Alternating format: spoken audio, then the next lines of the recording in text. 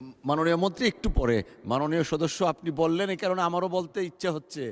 আপনার সেনবাগে যে অবস্থা, আমার দুর্গাপুরে তার চেয়ে ভয়াবহ অবস্থা। সামনে বিরাট বড় একটা পুকুর, এর পিছনে মডেল মসজিদ। একটা ব্রিজ করে মডেল মসজিদে যেতে হবে। ওই স্থানীয় লোকজন নাম দিয়েছে তাজমহল। মাননীয় মন্ত্রী,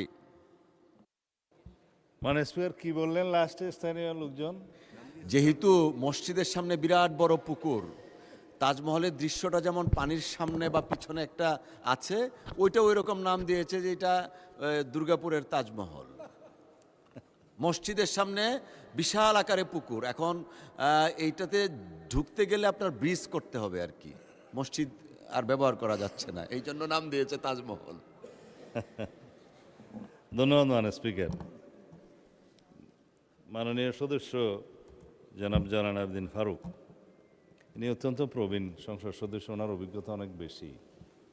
তিনি যেই প্রশ্নটা করেছেন এটা সর্বক্ষেত্রেই বলা যায় প্রযোজ্য।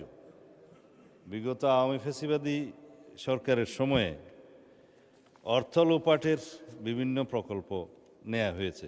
আমি এখানে বলছি না যে পদ্মা সেতুর মতো দুর্নীতি এখানে হয়েছে, তবে ইসলামের নামে মসজিদের নামে তারা যা করেছে সেটা অত্যন্ত গর্হিত কাজ। মডেল মসজিদ অবশ্যই ভালো উদ্যোগ, কিন্তু এই মডেল মসজিদ নির্মাণের জন্য প্রকল্প ব্যয় প্রাক্কলন সেটা যথাযথ হয়েছে কিনা এটা একটা খুবই যুক্তিসঙ্গত প্রশ্ন। 13 কোটি ব্যয় 21 কোটিতে বৃদ্ধি হয়েছে। দেবপ্রিয় ভট্টাচার্য সাহেবের যে হোয়াইট পেপারটা প্রকাশিত হয়েছে, আমি কয়েকদিন আগেও বাজেট স্পিচে বলেছি, তাতে এরকম মেগা প্রকল্পে মেগা দুর্নীতির জন্য মেগা বাজেট করা হয়েছে এবং সেটা সময় বৃদ্ধির ক্ষেত্রে 5 বছর থেকে 7 বছরও সময় বৃদ্ধি করা হয়েছে। আর প্রাক্কলিত ব্যয় কয়েক গুণ বৃদ্ধি করা হয়েছে। দুর্নীতি করার জন্য প্রাক্কলনের মধ্যেই আগে ঢুকেছে, তারপরে দুর্নীতি হয়েছে, সময় বৃদ্ধি হয়েছে, ব্যয় বৃদ্ধি হয়েছে, তার উপর এখন 13 কোটি থেকে 21 কোটিতে কিভাবে গেল? এই মডেল মসজিদগুলোর সমস্ত প্রকল্প ব্যয় টোটাল কত ছিল, কতটা নাম্বার অফ মডেল মসজিদ হয়েছে, সমস্ত মসজিদ ওয়ারি সেটা তদন্ত পরিচালনা করার জন্য আমি আজকে মন্ত্রণালয়কে নির্দেশ দেব মাননীয় স্পিকার।